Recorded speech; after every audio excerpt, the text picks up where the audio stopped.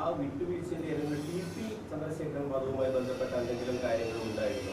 അന്വേഷണം നമുക്ക് ഇവിടെ അവസാനിപ്പിക്കാം എന്നെങ്കിലും ആ രീതിയിലുള്ള എന്തെങ്കിലും സംസാരങ്ങളൊക്കെ ഉണ്ടായിരുന്നു? നമ്മുടെ മാധ്യമപ്രവർത്തനവും അതുപോലെ രാഷ്ട്രീയ നിരൂപണങ്ങളൊക്കെ നല്ല ഭാവനയുള്ളതാകുന്നതുകൊണ്ട് ഇങ്ങനെയൊക്കെ പല കാര്യങ്ങളും നിങ്ങൾക്ക് വേണം ചിന്തിക്കാം.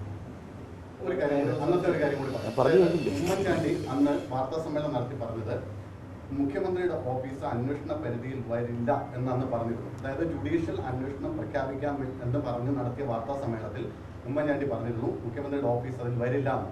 എന്നിട്ടും പക്ഷേ സമരം CPM പിൻവലിച്ചു. അപ്പോൾ താങ്കൾ പറഞ്ഞത് അത് ഉമ്മൻചാണ്ടി വാക്ക് പാലിച്ചു. ഉമ്മൻചാണ്ടി പിന്നീട് വാക്ക് പാലിക്കേണ്ട വന്നു. പക്ഷെ അത് പറഞ്ഞില്ലല്ലോ ഒന്നും. ഇത് അദ്ദേഹം പറഞ്ഞോ പറഞ്ഞില്ലോ എന്നുള്ളതല്ലോ.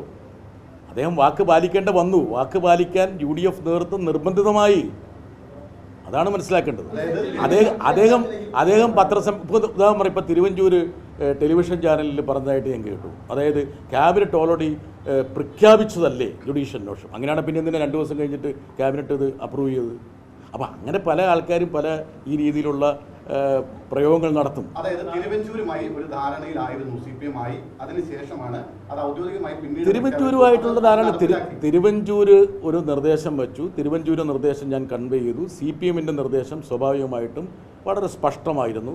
ജുഡീഷ്യൽ അന്വേഷണം പ്രഖ്യാപിക്കുകയും മുഖ്യമന്ത്രിയുടെ ഓഫീസിനെ അതിൻ്റെ പരിധിയിൽ കൊണ്ടുവരണമെന്ന് കൃത്യമായി പറഞ്ഞു. ആദ്യം ഒരു വൈമുഖ്യമുണ്ടായിരുന്നു. പക്ഷേ പിന്നീട് ഉമ്മൻചാണ്ടി, എനിക്ക് തോന്നുന്നു ഉമ്മൻചാണ്ടി തിരുവഞ്ചൂരും കുഞ്ഞാലിക്കുട്ടിയൊക്കെ ആയിട്ട് ആലോചിച്ച ശേഷമാണ് അതും കൂടി അംഗീകരിക്കാൻ തീരുമാനിച്ചത്. തിരുവഞ്ചൂർ കഴിഞ്ഞ് ഉമ്മൻചാണ്ടി വന്നില്ലേ അതിന്റെ പിക്ചറിലേക്ക്? ഇനി വീണ്ടും തിരുവഞ്ചൂർ എന്ന് പറഞ്ഞു. എന്താ പേരെന്താ? സുനിലെ. എത്ര വട്ടം ഞാൻ പറഞ്ഞു. അതായത് തിരുവഞ്ചൂർ സ്വാഭാവികമായിട്ട് ഉമ്മൻചാണ്ടിയെ കൂടി അത് അപ്രൈസ് ചെയ്തിട്ടുണ്ടാവില്ലേ? അത് മാത്രമല്ല, ഉമ്മൻചാണ്ടി അപ്രൈസ് ചെയ്യും.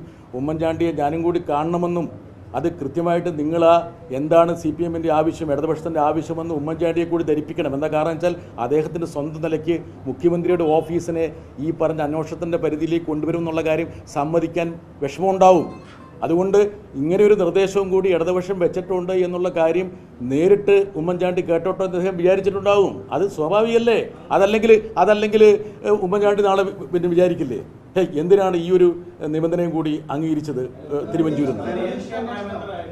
എനിക്കറിയാം. LK പ്രേമേന്ദ്രനുമായി ഞാൻ ബന്ധപ്പെട്ടിട്ടില്ല.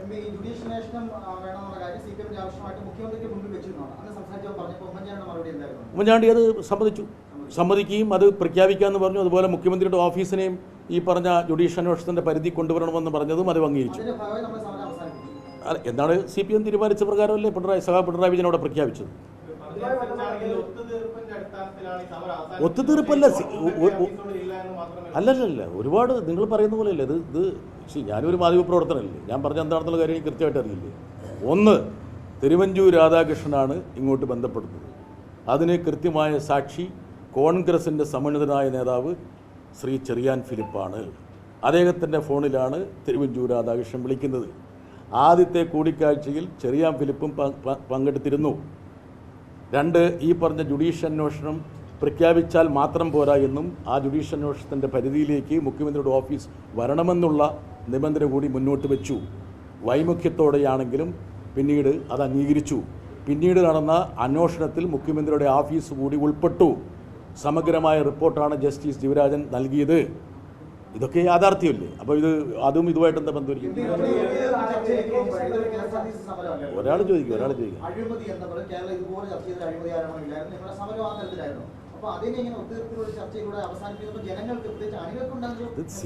CPM നേതൃത്വം കൃത്യമായിട്ട് അത് സംബന്ധിച്ചൊരു തീരുമാനമെടുക്കുകയും പിന്നെ LDF-ൽ ചർച്ച ചെയ്തിട്ടുണ്ടാകാം. അത് പിണറായി വിജയൻ പ്രഖ്യാപിച്ചില്ല. അതൊക്കെ CPM നേതൃത്വം പറയേണ്ട കാര്യങ്ങളാണ്. ഞാനിപ്പോൾ എൻ്റെ പരിമിതമായൊരു വിഷയമാണ്. എന്താ കാരണം എന്ന് വെച്ചാൽ ഇപ്പം എനിക്കിപ്പോൾ ഇതിൻ്റെ എല്ലാ കാര്യങ്ങളും, അതായത് CPM എന്തുകൊണ്ട് തീരുമാനിച്ചു, എന്തുകൊണ്ട് തീരുമാനിച്ചില്ല, അണികളോട് എന്ത് പറഞ്ഞു, എന്ത് പറയണമായിരുന്നു, ഇതൊക്കെ എനിക്ക് പറയാൻ പറ്റും. അതൊക്കെ CPM നേതൃത്വം അത് സ്വാഭാവികമായിട്ട് പറഞ്ഞില്ല. അത് മാത്രമല്ല, ആ തീരുമാനത്തിൻ്റെ ശരിയും തെറ്റൊക്കെ പിന്നീട് 2016 നടന്ന തെരഞ്ഞെടുപ്പിൽ കൃത്യമായിട്ട് വെളിപ്പെട്ട് വന്നില്ലേ? അത് മാത്രമല്ല, ആ ജുഡീഷ്യൽ അന്വേഷണത്തിൻ്റെ റിപ്പോർട്ട് നിങ്ങളുടെ മുമ്പിലില്ലേ? അതിൻ്റെ ഉള്ളടക്കം നിങ്ങൾക്ക് വായിച്ചുകൂടെ? അതിലേക്ക് മുഖ്യമന്ത്രിയുടെ ഓഫീസ് വന്നില്ലേ?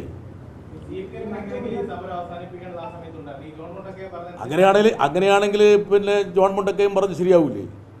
ഞാനിവിടെ കോൺഗ്രസിൻ്റെ സമന്നതനായ നേതാവ് ചെറിയാൻ ഫിലിപ്പിനെ സാക്ഷിയാക്കിക്കൊണ്ടല്ല ഇതെല്ലാം പറയണത്. ഈ തിരുവഞ്ചൂർ വിളിക്കുമ്പോൾ ഈ ചെറിയാൻ ഫിലിപ്പ് താങ്കളുടെ സമീപത്തുണ്ടായിരുന്നു, അങ്ങനെയാണോ? അതിനു മുമ്പ് ചെറിയാൻ ഫിലിപ്പിനോട് സംസാരിച്ചു എനിക്കറിയില്ല. ചെറിയാൻ ഫിലിപ്പിൻ്റെ ഫോണിലാണ് സംസാരിച്ച ശേഷം ആ ഫോണാണ് എനിക്ക് കൈമാറുന്നത്. അത് അദ്ദേഹത്തോട് ചോദിച്ചാൽ അതേ കൈരളിയുടെ ഭാഗമായി പ്രവർത്തിക്കുകയായിരുന്നു. ചെറിയാൻ ഫിലിപ്പ് അന്ന് കൈരളിയുടെ ഭാഗമായിട്ട് കൈരളിയിൽ തുടർച്ചയായി വന്നിരുന്ന ആളാണ്. എൻ്റെ ഓഫീസിൽ അദ്ദേഹം ഉണ്ടായിരുന്നു. അതെങ്ങനെയാണ് മോനെ എനിക്ക് പറയാൻ പറ്റുന്നത്? ഞാൻ എനിക്ക് എൻ്റെ അറിവിൻ്റെ പരിധിയിലുള്ള കാര്യങ്ങളല്ലേ ഞാൻ പറയാൻ പറ്റുള്ളൂ. എനിക്ക് നിങ്ങളൊക്കെ ചെയ്യുന്ന പോലെ ഭാവനാസമ്പന്നമായ രീതിയിലൊന്നും പറയാൻ പറ്റില്ല. എനിക്കറിയില്ല. ഞാൻ അവരുടെ തീരുമാനം എന്താണെന്നും അവർ സംബന്ധിച്ച കാര്യവും പിന്നെ അന്ന് CPM നേതൃത്വത്തെ അറിയിച്ചു. CPM നേതൃത്വം പിന്നീട് യുക്തമായ തീരുമാനം എടുത്തിട്ടുണ്ട്.